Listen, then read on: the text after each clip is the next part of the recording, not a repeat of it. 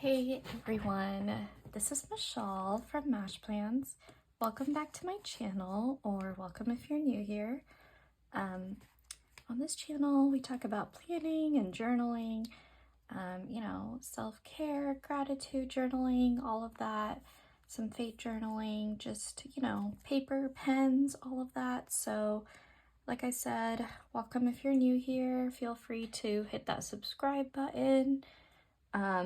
So today, what I really wanted to talk about was basically if you have stress and anxiety and you have a planner or journal, most people think of planners as tools for organization and productivity, but in my opinion, they can also be invaluable resources for promoting mental well-being. So if that sounds interesting to you, maybe grab, your cup of tea, your cup of coffee, or some water or something. Grab your planner and a notebook and let's dive in.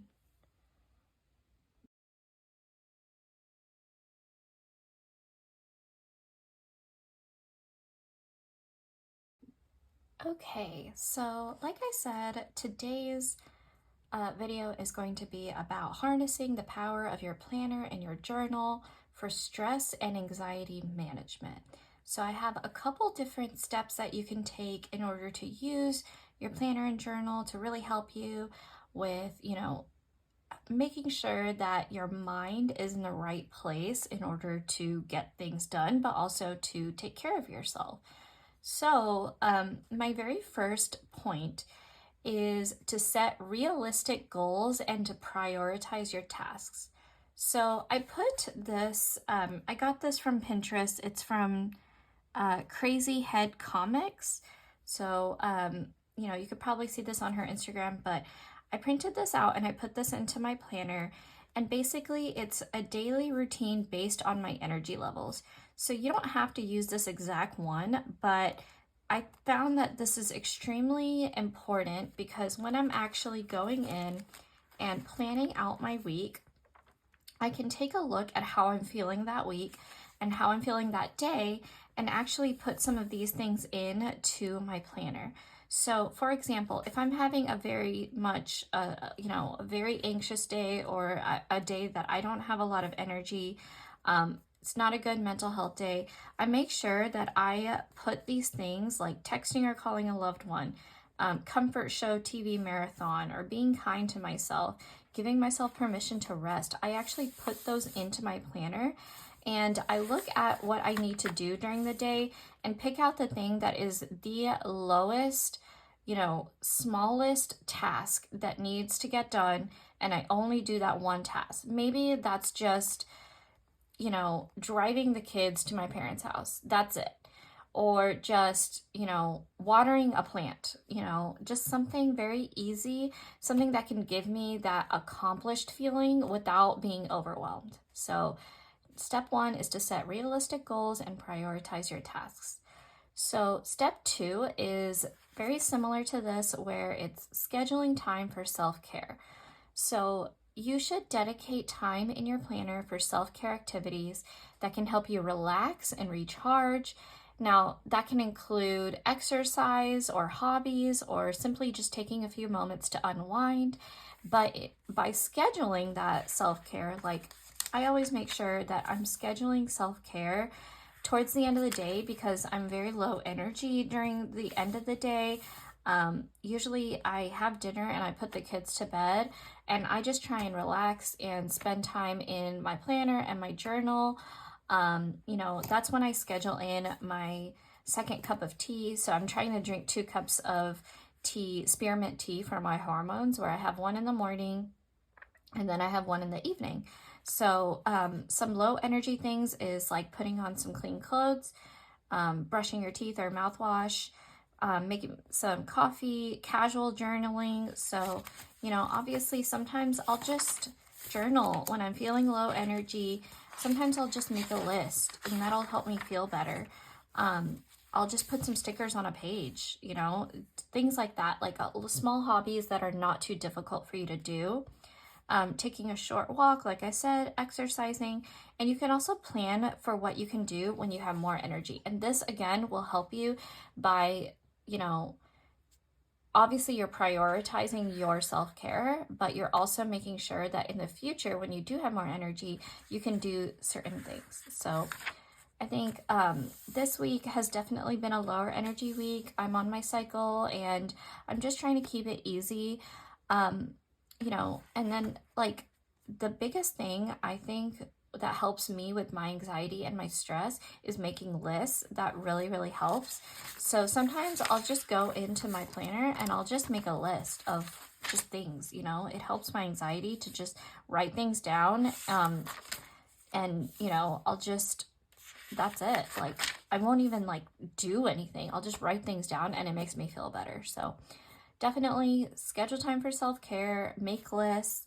My other step would be to utilize your planner as a gratitude journal or keep a gratitude journal. So incorporating a gratitude practice into your daily planning routine will help you so much. Jotting down a few things that you're grateful for each day can help shift your focus towards the positive aspects instead of what you're stressed and upset about. So every single morning, I keep like a small section at the top of my weekly planner where I'll just write things that I'm capable of, things that I'm proud of myself of, or affirmations in the morning, or things that I'm grateful for. This one is one of my favorite spreads because I wrote affirmations and 3 things that I was grateful for. And you know, writing things that you're grateful for really can help you because it forces you to look at the good things in your life rather than the things that you're stressed out about. So sometimes I'll even turn the things that I'm stressed out about into the things I'm grateful for because God gives all of us these things that we can handle, but obviously we want to make sure that, you know, just because I'm stressed out about the kids doesn't mean I'm not grateful for them. So I put that down and remind myself.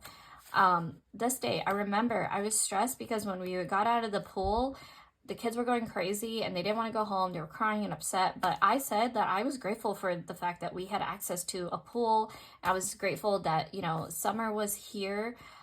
Sure, I was upset that it was super hot and muggy, but, you know, I'm still grateful that we get to live in a free country, you know, on Independence Day. Like, sure, there are things that are wrong and can stress you out and give you anxiety, but, you know, there are also things to be grateful for. So I always try and include that into my planner because having it in a separate place hasn't really worked for me. It doesn't really allow me to focus on it as easily, but having it right there in your planner really helps in my opinion.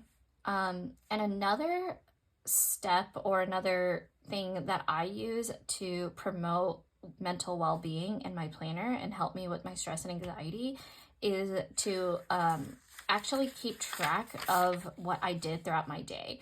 So instead of making giant to-do lists and like task lists, sometimes it really helps when you're overwhelmed and you're feeling stressed to write down what you already did instead of what you need to do. So it helps you kind of put like time slots in for your day. Like, okay, in the morning, unfortunately, I did scroll on my phone for a while, but then I went to the gym, or then we cooked dinner together. We went to Walmart. You know, I did interviews, or I, you know, how I feel. Like, I actually journaled sometimes into my planner instead of going to the very back and like journaling like long feelings. Sometimes I would just mind map instead, or just make lists. Like, lists help so much because when you're out of your routine or you're stressed or anxious, just tracking what you did instead of what you have to do can make you feel accomplished. It can reduce stress.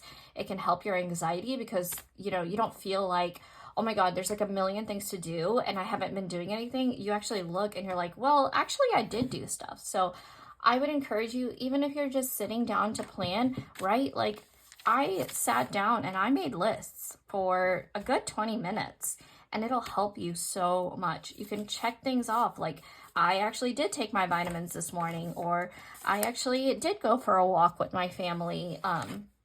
You know, tracking what you did can help you feel so much better, I promise. So try and do that. Try and like write down the different things that, you know, you set yourself some realistic goals and then you actually accomplish those goals based on your energy levels. Like if you are having like a really good day and you're feeling like you can get things done, then you know you can schedule these things into your day, like chores, more time consuming stuff like laundry, dishes, or cleaning.